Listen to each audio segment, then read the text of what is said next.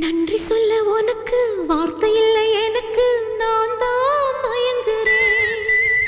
காலமுள்ள வரைக்கும் காலடியில் கிடக்க நான் தான் விரும்புறேன். நெடுங்காலம் நான் புரிஞ்ச தவத்தாலே நீ கிடைச்ச பசும் பொன்ன பித்தளையா தவறாக நான் நினைச்சேன். நேரில் வந்த ஆண்டவனே, ஊரறிய உனக்கு மாலையிட்ட பிறகு ஏம்மா சஞ்சலம்?